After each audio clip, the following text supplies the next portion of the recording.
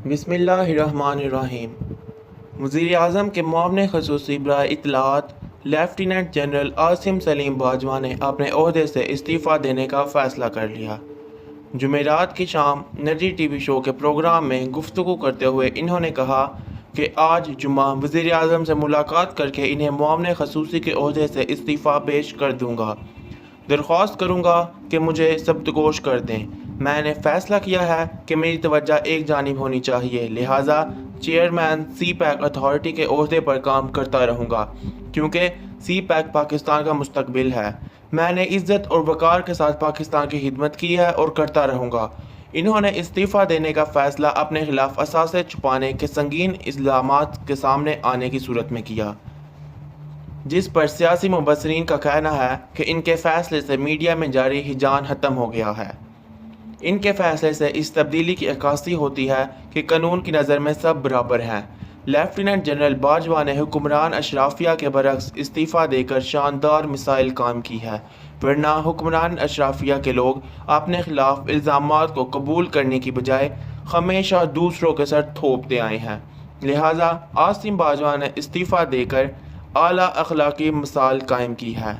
ये सबक इन्होंने अपने इदारे से हासिल किया है, जहां वो अशरों तक खिदमत अंजाम देते रहे हैं। इसके बरक्स दूसरे लोग ऐसे इल्ज़ामात के बारे में अपनी सफाई पेश करने की बजाय इदारों पर हमला करते रहे हैं। आसिम बाजवा ने अपने और अपने ख़ानदान के ख़िलाफ़ इल्ज़ामात की तरदीद के बाद खुद ही इस्तीफ़ा देने का फ़ैसला किया।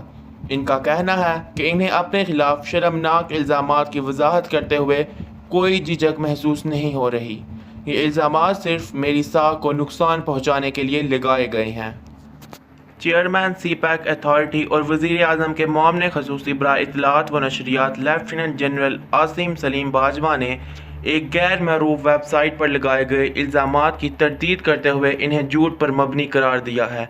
अपने वज़ाहती बयान में इन्होंने इन इल्ज़ामात का जिक्र करते हुए कहा है कि पहला इल्ज़ाम तो ये है कि मैंने 22 जून 2020 को बतौर मुआविन ख़ुसूसी वज़ीर-ए-आज़म पाकिस्तान का ओहदा संभालते वक्त अपने असासों में बीवी की बैरून मुल्क सरमाया कारी को डिक्लेयर नहीं किया। दूसरा इल्ज़ाम अमेरिका में मेरे भाइयों के कारोबार से मुतल्लक है, जिसे फ़ौज में मेरी तरक्की के साथ जोड़ा गया है। तीसरे इल्ज़ाम में मेरे भाइयों और इनकी कंपनियों के कारोबार और जायदादों का जिक्र किया गया है और इनके बेतुके अंदाज में मालियत भी बताई गई है। जहां तक मेरा बीवी के असासे डिक्लेयर ना करने का ताल्लुक है, तो जब मैंने 22 जून को ओहदा संभाला तो मेरी बीवी की बैरून मुल्क कोई सरमायाकारी नहीं थी। वो 1 जून 2020 को मेरे भाइयों के कारोबार से अपनी सरमायाकारी निकाल चुकी थी। जनरल आसिम बाजवा का मज़ीद कहना है कि कंपनी एडवांस मार्केटिंग भी इनके एक बेटे की मलकियत है, लेकिन इस कंपनी ने कोई बिजनेस नहीं किया। जहां तक मेरे बेटों के अमेरिका में घर खरीदने का ताल्लुक है, तो ये एक छोटा सा घर है जिसे $21,000 में ख़रीदा गया और इसकी पूरी रकम मेरे बेटों ने अदा की। मेरे भाइयों के हवाले से सिल्क लाइन इंटरप्राइजेस के इल्ज़ामात लगाए गए हैं, जिसके बारे में कहा गया है कि ये कंपनी सी पैक के ठेके लेने के लिए कायम की गई। हकीकत ये है कि इस कंपनी ने कोई भी सी पैक का ठेका हासिल नहीं किया। ये कंपनी रहीम यार खान में कायम है और सिर्फ मुकामी कंपनियों को इंसानी वसाइल मुहैया करती है। अमेरिका में मेरे एक और बेटे की मलकियत दूसरे घर के हवाले से इल्ज़ाम लगाया गया है। इस घर के 80% हिस्से गिरवी है। माशाल्लाह मेरे तमाम बेटे बालिग हैं, इनमें कोई भी मेरे ज़ेरे कफ़ालत नहीं। इनकी उम्रें 23, 32 और 27 साल है। इन्होंने मरूफ अमरीकी यूनिवर्सिटियों से बिजनेस में डिग्रियां ले रखी हैं और अच्छी तनख्वाहों पर काम करते रहे हैं।